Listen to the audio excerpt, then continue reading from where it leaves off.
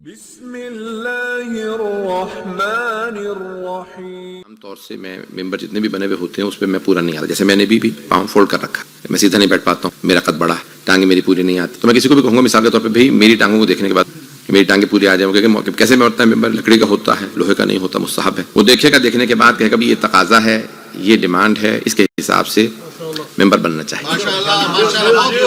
میں ممبر بنوانا ہوں تو میں ان سے کہہ دوں گا بھی کہ اس کا یہ لحاظ رکھیے کہ ایسے تو عزیزان گرامی، اللہ سبحانہ و تعالیٰ اس کائنات کے اندر بغیر کسی مثال دیکھے چیز بنا، وہ ایسا خالق ہے، وہ سامنے مثال نہیں دیکھتا، وہ کبھی تجربہ نہیں کرتا، ایکسپیریمنٹ نہیں کرتا، اللہ پہلی دفعہ میں پرفیکٹ بناتا جو اس نے بنانا ہے۔ تو اب اللہ سبحانہ و تعالیٰ والا کائنات فرماتے ہیں کہ اللہ نے نہ کوئی مثال دیکھی، نہ اس نے کوئی تجربہ کیا، بغیر تجربے کے، بغیر کسی مثال کے اس نے اتنی پرفیکٹ کائنات بنائی۔ عزیزان گرامی، اب اللہ سبحانہ و تعالیٰ جو ہے جانتا ہے کہ اس نے حضرت حوا کو بھی بنانا ہے، حضرت حاجرہ کو بنانا ہے، حضرت سارہ کو بنانا ہے، حضرت آسیہ کو بنانا ہے علیہ السلام، ان سب بیویوں کی عظمتوں پہ سلام، اور پھر ان کے بعد جناب خدیجہ کو بنانا ہے، جناب مریم کو بنانا ہے، جناب زینب کو بنانا ہے، جناب ام کلثوم کو بنانا ہے، جناب معصومہ کو بنانا ہے، یہ ساری بیویاں بنانی ہیں، اور پھر ان تمام بیویوں کی ایک بیوی بنانی ہے جو سردار ہو، جو ان بیویوں کی سیدہ ہو۔ تو اب اللہ جانتا ہے نا کہ سیدہ اسے کہا جاتا ہے جو سردار ہو سب بیویوں کی، تو وہ ان تمام کمالات میں ان سے بہتر ہو، اگر میرے جملے پہنچ جائیں تو عزیزان گرامی ان تمام کمالات میں بہتر ہو، اگر کمالات میں بہتر نہ ہو تو پھر سیدہ نہیں، میرے جملے نہیں پہنچ رہے ہیں۔ علامہ حلی کی ایک پوری بحث ہے کہ مولا کائنات کی افضلیت کے اوپر، تو انہوں نے ایک عقلی دلیل دی ہے، ان کی کتاب ہے الفین، الفین، ال تو ویسے لگا دیتے ہیں، الفین، الفین الف کا تثنیہ ہے، الوف اس کا جمع ہے، الف کہتے ہیں ہزار، 1000، الف لیلہ و لیلہ، جس کو اردو میں لوگ پڑھتے ہیں الف لیلہ و لیلہ، الف نہیں ہے، وہ ہے الف، 1001 نائٹس، عربین نائٹس ہیں، انگریزی میں ترجمہ ہے اس کا، 1001 راتیں، پتہ نہیں لوگ ہیں یا نہیں۔ تو جانے کہ یہ 1001 نائٹس جیسا سے الف، الف یعنی 1000، الفین یعنی 2000۔ علامہ حلی نے کتاب لکھی ہے مولا علی کی فضیلت پہ، 1000 دلیلیں مولا کی افضلیت پہ اور 1000 دلیلیں بلا فصل ہونے پہ، 2000 دلیلیں دی ہیں علامہ حلی نے، پوری کتاب لکھی ہے۔ اور جب ان کے بیٹے فخر المحققین، جو ان کے بیٹے بہت بڑے عالم تھے، مرجع تھے اور شہید اول کے استاد تھے، خود بہت بڑے محقق تھے، وہ کہتے ہیں میں نے اپنے والد کو علامہ حلی کو خواب میں دیکھا تو آپ نے فرمایا کہ 2 چیزیں آخرت میں کام آئیں، لولا الفین، اب میں پورا نہیں پڑھوں گا کیونکہ پھر مجھے اس کی وضاحت کرنی پڑے گی، کتاب الفین اور زیارت الحسین،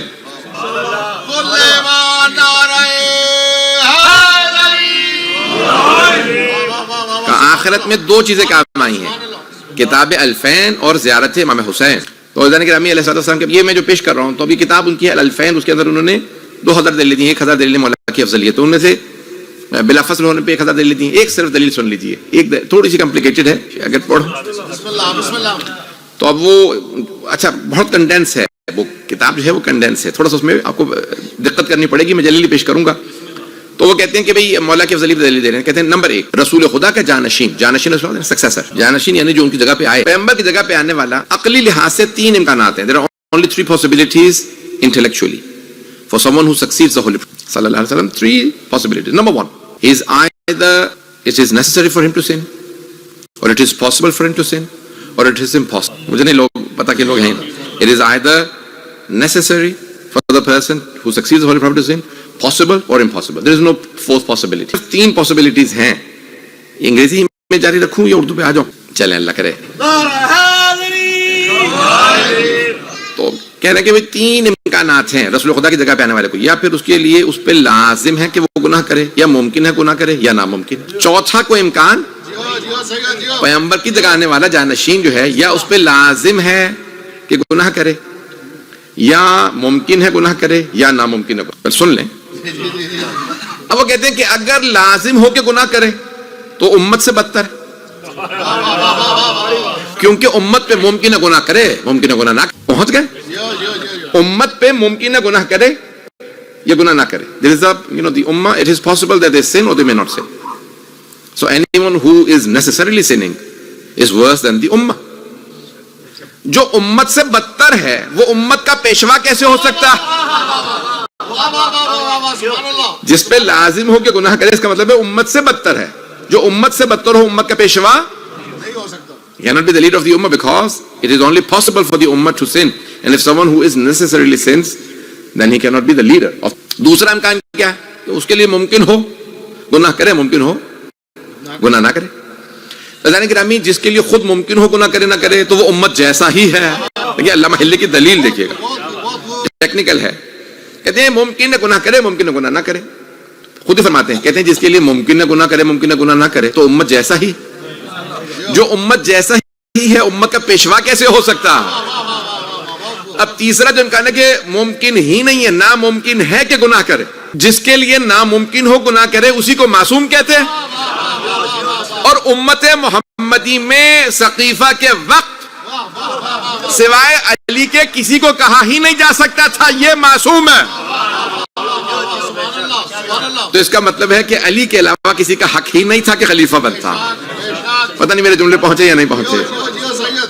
عقل سے ثابت کیا انہوں نے مولا امیر علیہ السلام کی جانشینی کو، اگر میرے جملے پہنچ جائیں. اچھا جانے کے نامی جو میں پیش کر رہا تھا کہ یہ سارے کمالات دیکھنے کے بعد اللہ نے چنا نا کہ یہ سارے ایسے ہیں، ان سب کا کوئی سردار ہو محمد کی جگہ تو سوائے علی کے اور کوئی ہو نہیں سکتا. عزیزان گرامی، اب اللہ سوچ رہا کہ یہ ساری بیبیاں ہیں، جہاں حضرت آسیہ، جناب مریم، جناب خدیجہ، جناب سارہ، جناب حاجرہ، جناب حوا، یہ ساری بیبیاں ہیں اور ان سب کی سردار بنانا ہے اللہ نے. تو اللہ کسی ایسی بیوی کو بنائے گا کہ زاہدہ ایسی ہو کہ مریم کہے مجھ سے بہتر، عابدہ ایسی ہو کہ خدیجہ کہیں مجھ سے بہتر، سخی ایسی ہو کہ خدیجہ کہیں مجھ سے بہتر. نہیں لوگ ہیں یا نہیں؟ ساری بیویاں کہیں ان تمام کمالات میں جو ہمارے پاس ہے ہم سے بہتر فاطمہ، جو سب سے بہتر ہو وہ فاطمہ. اب سمجھ میں آیا پیغمبر احترام میں کھڑے کیوں ہو کہ ساری بیویوں میں سارے کمالات میں ان سے توجہ فرما رہے ہیں. یعنی جناب سیدہ تمام کی تمام بیویوں میں تمام کمالات میں ان سے بہتر. عزیزان گرامی، میں جلدی پیش کر رہا ہوں کہ سامنے جناب مریم کی عبادت. اب یہاں پہ قرآن کریم میں سورہ مریم ہے، سورہ نمبر 19 ہے. اگر آپ کے ذہنوں میں ہو سورہ مریم تو اللہ نے وہاں پہ فرمایا ہے کہ کلما دخل علیہ زکریا المحراب، محراب عبادت. سن رکھا ہے نا لفظ؟ مسجد میں عام طور سے آپ نے نیچے بنا رکھی ہے، ایک محراب بنائی ہوئی ہوتی ہے.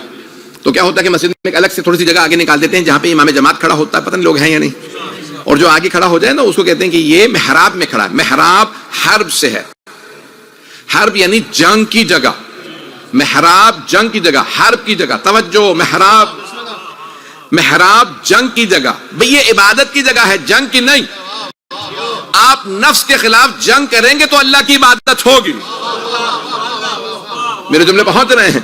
نفس کے خلاف آپ جہاد کریں گے، جنگ کریں گے تو عبادت کی محراب میں آئیں گے. محراب عبادت کہا جاتا ہے. ابھی بھی سارا مجمع نہیں ہے. عزیزان گرامی، آپ شیطان کے خلاف جنگ کر رہے ہیں محراب عبادت میں، لڑائی کرنے لگے ہیں. کبھی ایسا نہیں ہوتا کہ آپ لڑائی کرنے آئیں اور ہاتھ باندھ کے کھڑے ہو جائیں.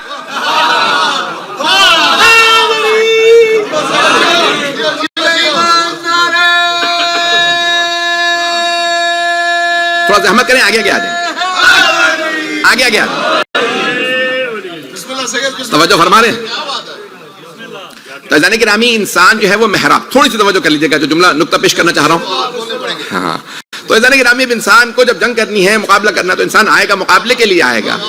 تو اب آپ محراب، اس کو کہا جاتا ہے محراب عبادت، جہاں پہ انسان عبادت کے لیے کھڑا ہوتا ہے، محراب. تو جناب مریم کی محراب کا اللہ نے تذکرہ کیا. جب حضرت زکریا، کون ہے جناب زکریا؟ نبی ہیں.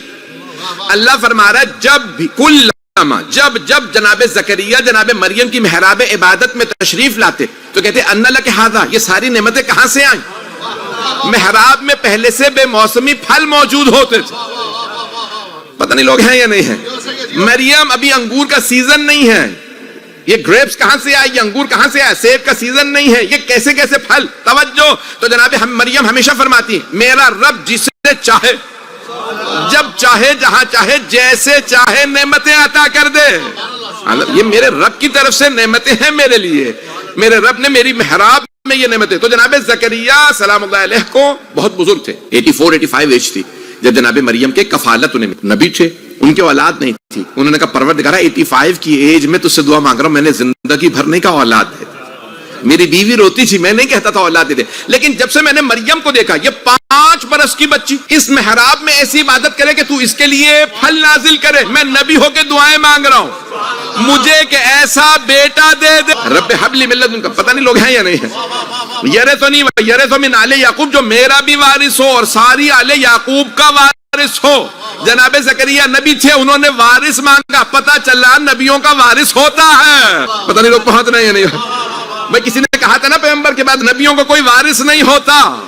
یہاں اللہ فرما رہا ہے, جناب زکریا نے فرمایا پروردگارا مجھے وارث عطا کر. اور اللہ نے ایک ہی بیٹا دیا جناب یحییٰ. تو کب دعا مانگی؟ جب جناب مریم کو دیکھا. پروردگارا مریم کی عبادت کو دیکھتا ہوں تو دل کرتا میرے بھی اولاد ہوتی. پروردگارا اتنی عابدہ. توجہ, چھٹے امام فرماتے ہیں جناب زکریا, حضرت زکریا سب سے بڑے نبی نہیں ہیں, اولو العزم پیغمبروں میں بھی, لیکن جناب مریم کی عبادت کو دیکھ کے متاثر ہو رہے ہیں, دعا مانگ رہے, پروردگارا مجھے بیٹا چاہیے, اولاد چاہیے ایسی جیسی مریم ہے, عابدہ, 6 برس کی بچی, 7 برس کی بچی, اتنی عابدہ. توجہ, چھٹے ماں فرماتے ہیں جب ہمارے جد امیر المؤمنین ہماری دادی فاطمہ کی محراب میں تشریف لاتے تھے تو خود مولا علی گواہی دیتے تھے, سیدہ کا ہر نماز میں نور الگ ہوتا. مؤمنین چھٹے ماں فرماتے ہیں ہماری دادی زہرا کی محراب میں تشریف لاتے, وہ جو امیر المؤمنین ہیں جن کی زیارت سارے انبیاء کی زیارت کے برابر ہے, وہ جب جناب سیدہ کی عبادت محراب عبادت کو دیکھے تو کہیں السلام علیکی ابنت رسول اللہ, اے بنت رسالت آپ کی عظمتوں کو سلام. سوچئے جناب سیدہ کی عبادت کیسی ہے. جناب عزیزان گرامی عابدہ ہوں تو ایسی ہوں. جلدی جلدی مطالب پیش کر رہا ہوں. عزیزان گرامی ایک صفت ہے زہد. زہد میں اور تقوی میں فرق ہے. زہد اسیٹسزم انگلش میں کہتے ہیں جسے, یعنی ترک کرنا. نہیں انسان گیو اپ کرے, کیسے کرے کہ نہیں جو چیز مل گئی نہیں مجھے حساب دینا پڑے گا تو میں نہیں رکھتا. پتہ نہیں لوگ ہیں یا نہیں, جملے پہنچ رہے ہیں. تو انسان کے بھی مثال کے طور پر دولت ہوگی تو حساب دینا پڑے گا, دولت لوگوں میں بانٹ دو. انسان جو ہے وہ بالکل صرف اپنے جو ضروریات زندگی ہیں صرف اس کو رکھے, جس کو کہتے ہیں زہد. بڑا مشکل کام ہے زہد. آپ لوگوں کو سناٹا بتا رہا ہے مشکل کام, خاموشی بتا رہی ہے نا کہ یہ نہیں مشکل کام ہے, کہ کیوں کون ایسا کرے گا.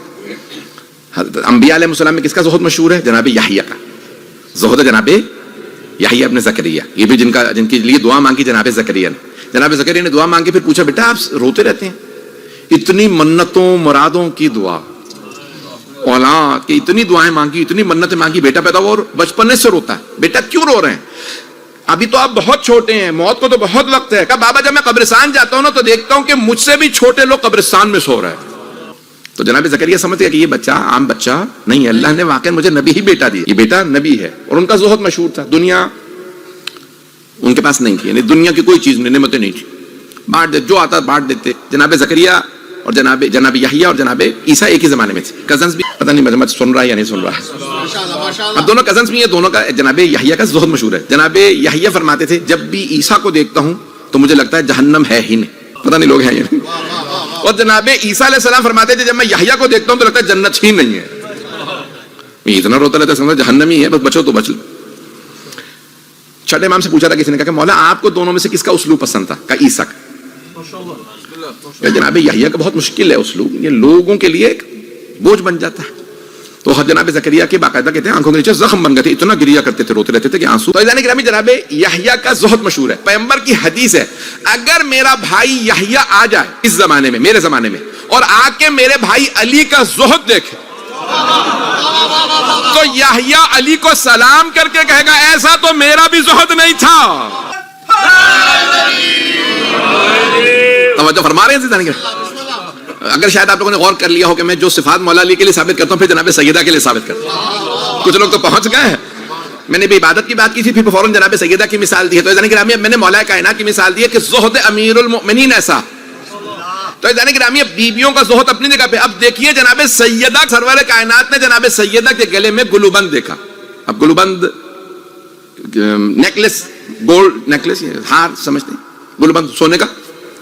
تو پیغمبر نے فوراً سوال کیا کہ بیٹی پہلی مرتبہ آپ نے گلوبند پہنا, میں نے زندگی میں کبھی آپ کے گلے میں زیور نہیں دیکھا. کہا بابا آج ہی علی بن ابی طالب لے کے آئے, آج ہی ابو الحسن میرے لیے لے کے آئے. ہر روز پیغمبر زیارت کے لیے آتے تھے جناب سیدہ کی, ان کے گھر آتے تھے بیٹی کو دیکھنے کے. کہا آج میں نے زندگی میں پہلی بار گلوبند دیکھا. تو اتنے میں دروازے پہ دستک ہوئی, کہا ہے کوئی راہ خدا میں عطا کرنے والا؟ جناب سیدہ نے گلوبند اتارا, کا ہاتھ پھیلا, سیدہ عطا کرنے والی. تو دیوار کے اوپر سے جناب سیدہ نے ہار پھینکا.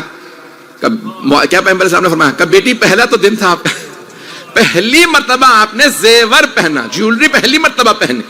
کہا بابا یہ کیسر و کسرا کے بیٹیوں کے گلے میں ہار اچھے لگتے ہیں, میں محمد مصطفیٰ کی بیٹی ہوں. پتہ نہیں میرے جملے پہنچ رہے ہیں. یعنی اپنے بابا کو کریڈٹ دیا. پیغمبر نے پیشانی چومی, گلا چوما, پیار کیا, رونے لگے. کہا میری بیٹی کا زہد ایسا ہے. اگر مولا کا زہد ایسا تھا تو اب سوچئے سیدہ کا زہد کیسا. میرے جملے پہنچ رہے ہیں. اذان گرامی میں پہنچا نہیں پا رہا ہوں. دیکھیں ایک سلوات پڑھ کے کون دروازے میں لوگ بیٹھے, آگے کے آگے آگے تھوڑی جگہ ہے, پیچھے جگہ. اذان گرامی دیکھیں زہد جناب سیدہ صلی اللہ علیہ وسلم کہ اتنا سب کچھ ہونے کے باوجود بیوی کا زہد, کہ جہاں پہ جب خیبر بھی فتح ہو گیا. دیکھیں مشکل کیا ہوتی ہے, کیا کہا گیا ہے, میاں بیوی کو ایک دوسرے کے لیے کمال کہا گیا ہے کہ جو شادی کر لیتا ہے اس کا ایمان کامل ہو جاتا ہے. آدھا ایمان بچ جاتا ہے, 2/3 2/3 آف دا ایمان از سیف جب شادی ہو جائے. تو اس کا مطلب ہے کہ شوہر کے ایمان میں بیوی کا حصہ, بیوی کے ایمان میں شوہر کا حصہ. اور اگر شوہر کل ایمان ہو اور نصف ایمان فاطمہ ہو تو سوچیے نا زہد امیر المؤمنین میں جناب سیدہ کا کتنا بڑا کردار ہے. صلاۃ پر محمد وعلی محمد. زہد امیر المؤمنین علیہ السلام میں جناب سیدہ کا کردار بہت عظیم ہے. اذان گرامی مولا کائنات اتنا زہد رکھ ہی نہیں سکتے تھے. مجھے نہیں معلوم میرے جملے پہنچ رہے ہیں یا نہیں. اگر گھر سے سپورٹ نہ ہو تو کوئی فنڈنگ نہیں دے سکتا, اور اگر کوئی سب سے بڑا ڈونر ہو نہیں ہے مجمع. عزیزان گرامی خواتین میں تھی ملیکۃ العرب, جناب خاتون جنت کی والدہ گرامی جناب خدیجۃ الکبریٰ سلام علیہا ملیکۃ العرب تھی. تو اللہ نے انہیں شوہر بھی دیا تو اللہ نے کہا خدیجہ محمد کے علاوہ کوئی آپ پہ جچتا ہی نہیں, آپ سب کچھ لٹانے والی, محمد سب کچھ لٹانے والا. خدیجہ کی بیٹی فاطمہ, اللہ جانتا تھا کہ جتنی خدیجہ نے قربانیاں دی ہیں فاطمہ اس سے بڑھ کے قربانیاں دینے والی. تو اللہ نے کہا فاطمہ پہ کوئی جچتا ہی نہیں سوائے علی.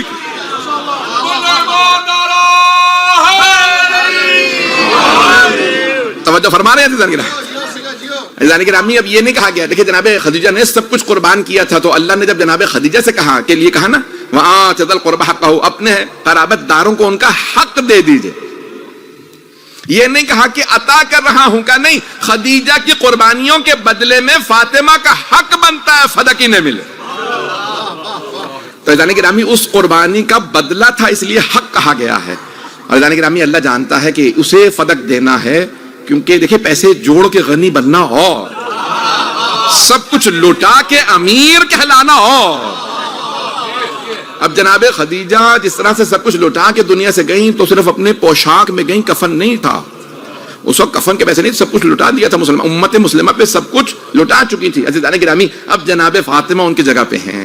تب کیا کیا جناب سیدہ سلام علیہ, کیا ہے مقام کہ فدق ملا بھی ہے تو بی بی کیا کرتی تھی جب تک پیغمبر کی زندگی رہی, بابا جان ساری جنگوں کا خرچہ میں دیتی رہوں. کچھ لوگ پہنچ گئے ہیں, بابا جان آپ کے غریبوں کا خرچہ میں دیتی رہوں گی. اگر پہلے میری ماں دیا کرتی تھی تو اب میں. تو اللہ نے اسی لیے فدق کا, دیکھیں اس زمانے میں آج لوگوں نے اس کو کنورٹ کیا ہے تو لوگ بعض اس کو کنورژن کے بعد بتاتے ہیں کہ جو وہ دینار کے حساب سے پورے باغ کے کھجور آتے ہیں نا, کھجور سب سے مہنگا دنیا کا پھل ہے, پتہ نہیں لوگ پہنچ رہے ہیں نہیں, تو وہ کہتے ہیں کہ پورے باغ کی جو انکم ہے اینوئل انکم وہ 20 ملین کے حساب سے بنتی.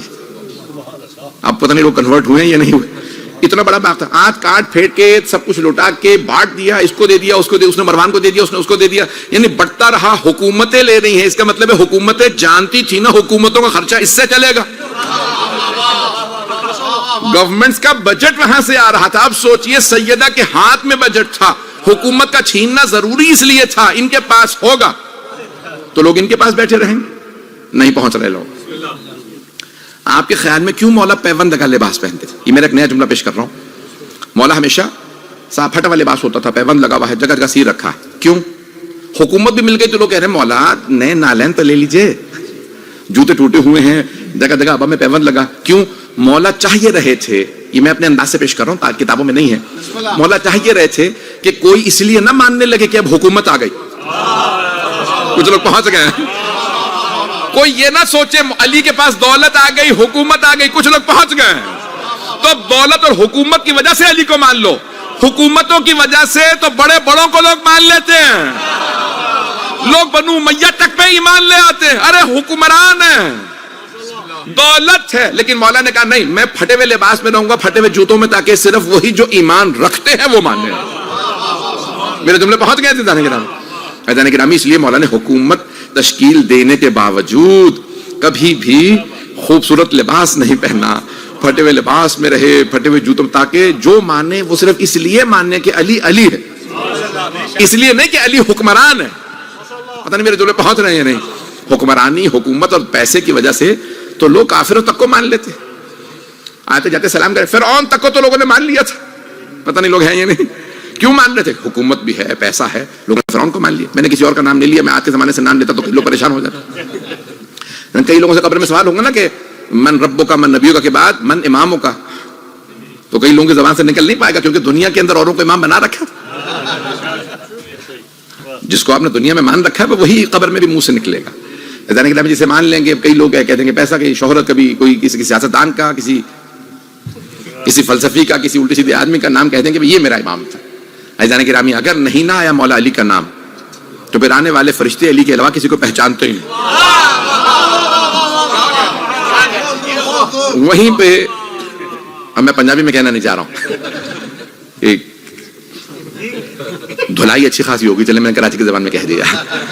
تو اور یہ میں مذاق نہیں کر رہا ہوں کہ آپ کے سامنے مذاق میں بات اڑ جائے، واقعاً دھلائی ہوگی. دھلائی سمجھتے ہیں لوگ، ایسا نہ ہو کہ کہیں پھینٹی لگے گی. وہ ایک لاہور کے صاحب آفیسر کراچی میں تعینات ہو گیا آ گئے، تو وہ کہنے لگے بھائی آپ کیا کر رہے ہیں ان کے ساتھ؟ کہنے لگے میں تفریح لے رہا ہوں. اب کراچی کے تفریح نہیں، مذاق کرنا.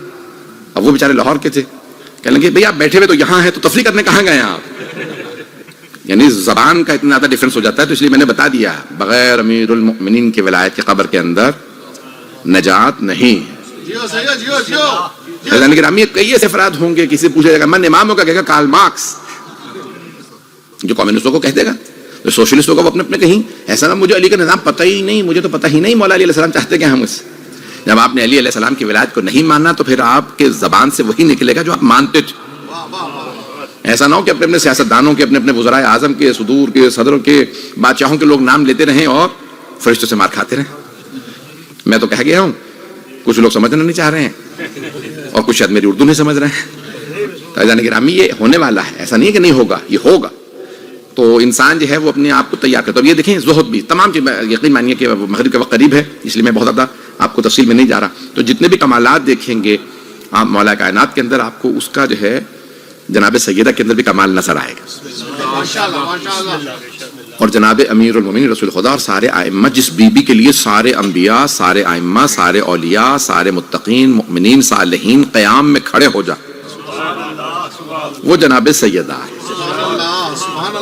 عزیزان گرامی، یہ صرف میں تکلفاً نہیں کہہ رہا ہوں کہ رسول خدا کھڑے ہوتے تھے، بلکہ رسول خدا صرف اس لیے نہیں کھڑے ہوتے تھے کہ میری بیٹی جو رشتے نبھاتا رہے، وہ پتہ نہیں میری جملے پہنچ رہے ہیں نہیں، یہ جناب سیدہ کی عظمت کی وجہ سے تعظیماً کھڑے ہوتے تھے.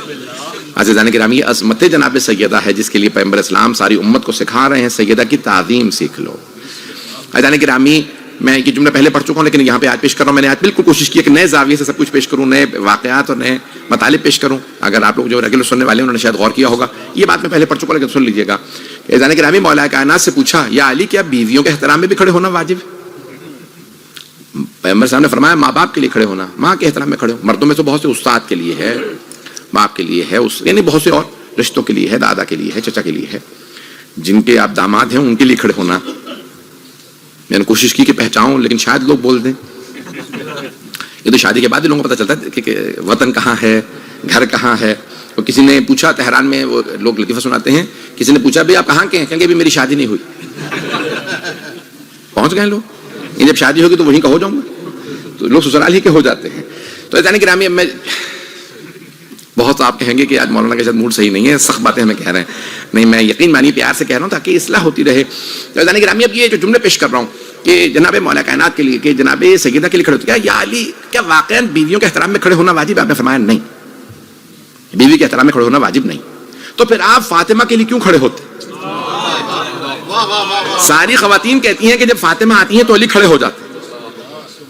کہا ہاں صحیح کہتی ہیں. کہا کیوں کھڑے ہوتے ہیں؟ کہا رسول خدا کی سیرت پہ عمل کرنے کے. سنت نبوی ہے کہ فاطمہ کے لیے تعظیماً کھڑا ہوا جا. پیغمبر کیونکہ کھڑے ہوتے تھے اس لیے میں پیغمبر کی سنت پہ عمل کرتا ہوا سیدہ کے لیے کھڑا ہوتا. اب میرے جملے پہنچے عزیزان گرامی، یہ عظمت ہے جناب. میں جو جملے پیش کر رہا ہوں کہ تمام انبیاء، تمام اولیاء، تمام ائمہ، تمام اوصیاء، تمام صالحین، متقین، مؤمنین جس کے لیے کھڑے ہو جائیں وہ فاطمہ. اور اگر اس بیوی کے لیے کوئی کھڑا نہ ہو کہ وہ بیوی تشریف لائیں اور کچھ لوگ کھڑے نہ ہوں. عزیزان گرامی اب سوچئے، میں جملہ پیش کرنا چاہ رہا ہوں. میں اگر مسائل پڑھوں گا، یہ بھی ایک نیا پہلو میں پاکستان کے لیے اشرہ تیار کر رہا تھا، تو کچھ میں ایک دو پہلو ہیں، شاید دل کو لگے آنسو ضرور آئیں گے، لیکن جملے کو سنیے گا. ایک پہلو نیا پیش کر رہا ہوں. میں نے ابھی حدیث میں نے بہت پڑھی تھی، لیکن اس سے ایک نیا پہلو نکالا ہے. جب سوچتا ہوں تو بہت سے گوشے آتے ہیں، اس کو لکھتا رہتا ہوں، اشرے میں بیان کروں گا. عزیزان گرامی سنیے گا، میں درخواست کر رہا ہوں. قلب المؤمن حرم اللہ، مومن کا جو دل ہے وہ اللہ کا حرم ہے. مومن کا دل نہ توڑنا. مومن کا دل توڑو گے تو تم نے اللہ کے حرم کو توڑ دیا ہے، اللہ کے حرم کو گرایا ہے، مسجد کو گرایا ہے. مومن کا دل توڑنا، میں درخواست کروں گا اگر دیکھ سکے میری طرف دیکھیے گا. مومن کا دل توڑنا ایسا ہے جیسے آپ نے اللہ کی مسجد کو گرا دیا، حرم کو گرا دیا. عام مومن کا دل توڑنا تو اتنا اذیت نہ، اور اگر کائنات کی ملکہ کے دل کو توڑا ہو، بی بی سیدہ کو کسی نے رلایا ہو، بی بی کو اذیت دی ہو. میرے بہت سے بھائی پہنچ گئے ہیں، میں دیکھ رہا ہوں میرے بہت سے مومن بھائی پہنچ گئے ہیں. عزیزان گرامی، جناب سیدہ